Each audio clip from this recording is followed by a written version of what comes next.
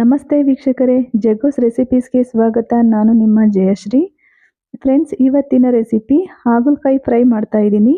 ಇದು ತುಂಬಾ ರುಚಿಯಾಗಿರುತ್ತೆ. ಹಾಗಲಕಾಯಿ ಅಂದರೆ ನೋಡಿ ಈ ರೀತಿಯಾಗಿರುತ್ತೆ. ಈ ಹಾಗಲಕಾಯಿನ ಉಪಯೋಗಿಸ್ಕೊಂಡು ನಾನು ತುಂಬಾ ರುಚಿಕರವಾದಂತಹ ಒಂದು ಹಾಗಲಕಾಯಿ ಫ್ರೈನ ಮಾಡ್ತಾ ಇದ್ದೀನಿ.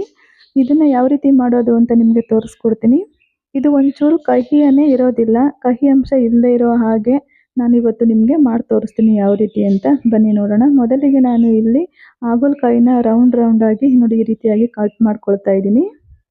ನೋಡಿ, ನಾನು ತಗೊಂಡಂತಹ ಹಾಗಲಕಾಯಿನ ಇದೇ ರೀತಿಯಾಗಿ ಕಟ್ ಮಾಡ್ಕೊಂಡಿದ್ದೀನಿ. ಈ ಹಾಗಲಕಾಯಿನ ಒಂದು ಬೌಲ್ಗೆ ನೀರು ಹಾಕ್ಬಿಟ್ಟು ಸ್ವಲ್ಪ ಸಾಲ್ಟ್ ಹಾಕ್ಬಿಟ್ಟು ಒಂದೆರಡು ಬಾರಿ ಚೆನ್ನಾಗಿ ವಾಶ್ ಮಾಡ್ಕೊಂಡಿದ್ದೀನಿ.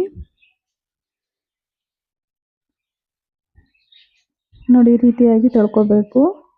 ಹಾಗಲಕಾಯಿಲಿ ಕಹಿ ಅಂಶ ಹೋಗಲಿ ಅಂತೇಳಿ ನಾನು ಸಾಲ್ಟ್ ಹಾಕ್ಬಿಟ್ಟು ತೊಳ್ಕೊಂಡಿದ್ದೀನಿ ಒಂದೆರಡು ಬಾರಿ.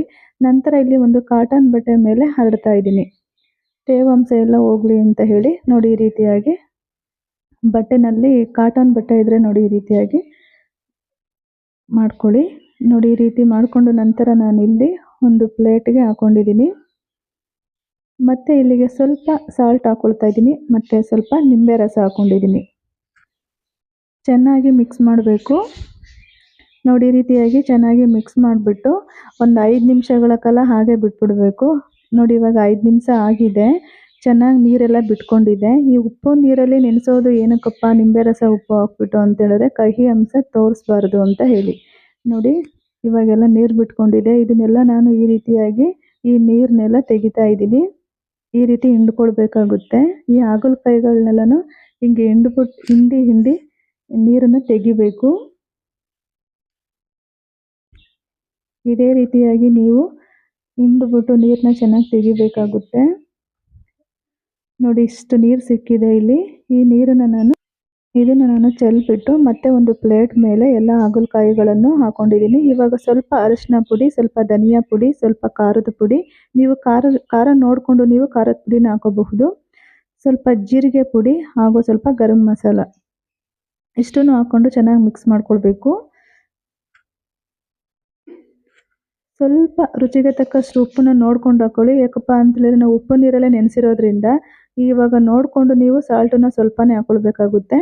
ಸ್ವಲ್ಪ ಎಣ್ಣೆ ಹಾಕ್ಕೊಂಡಿದ್ದೀನಿ. ಹಾಗೆ 1-2 ಸ್ಪೂನಷ್ಟು ಕಡಲೆ ಹಿಟ್ಟನ್ನು ಹಾಕ್ಬಿಟ್ಟು ಚೆನ್ನಾಗಿ ಮಿಕ್ಸ್ ಮಾಡ್ಕೊಳ್ಬೇಕು.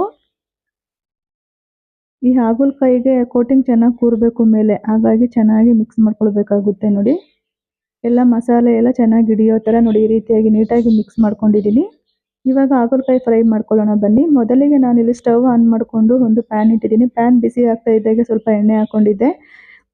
ಎಣ್ಣೆ ಕಾಯಿದ ಮೇಲೆ ಸ್ವಲ್ಪ ಜೀರಿಗೆ, ಸ್ವಲ್ಪ ಅಜ್ವಾಯಿನ, ಸ್ವಲ್ಪ ಕಪ್ಪು ಜೀರಿಗೆ ಅಂತ ಹೇಳಿದ್ರೆ ಸ್ವಲ್ಪ ಕಲಾಂಜಿ ಅಂತ ಹೇಳ್ತಾರೆ ನೋಡಿ, ಅದನ್ನು ಸ್ವಲ್ಪ ಹಾಕ್ಕೊಂಡಿದ್ದೀನಿ. ಸ್ವಲ್ಪ ಮೆಂತ್ಯ, ಒಂದು 4 ಹಸಿ ಮೆಣಸಿನಕಾಯಿನೂ ಸಹ ಮಧ್ಯೆ ಸೀಡ್ಬಿಟ್ಟು ಹಾಕ್ಕೊಂಡಿದ್ದೀನಿ.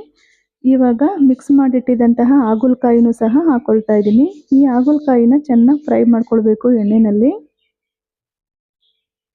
ನೋಡಿ, ಈ ರೀತಿಯಾಗಿ ತಿರುವಾಕೊಂಡು ನಿಧಾನವಾಗಿ ಒಂದು 5 ನಿಮಿಷನಾದರೂ ಚೆನ್ನಾಗಿ ಬೇಯಿಸ್ಕೊಳ್ಬೇಕು.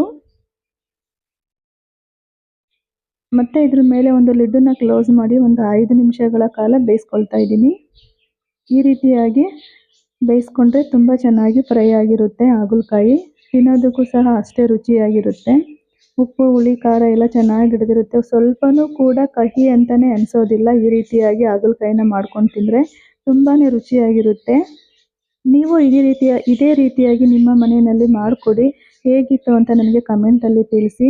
ಈ ಹಾಗಲಕಾಯಿ ಯಾರಿಗೆಲ್ಲ ಇಷ್ಟ ಆಯಿತು ಪ್ಲೀಸ್ ಒಂದು ಲೈಕ್ ಮಾಡಿ, ಶೇರ್ ಮಾಡಿ, ಕಮೆಂಟ್ ಮಾಡಿ. ಜಗ್ಗೂಸ್ ರೆಸಿಪೀಸ್ ಚಾನಲನ್ನು ಸಬ್ಸ್ಕ್ರೈಬ್ ಮಾಡ್ಕೊಳ್ಳಿ. ಮತ್ತೆ ಮುಂದಿನ ವಿಡಿಯೋದಲ್ಲಿ ಸಿಗೋಣ. ಧನ್ಯವಾದಗಳು.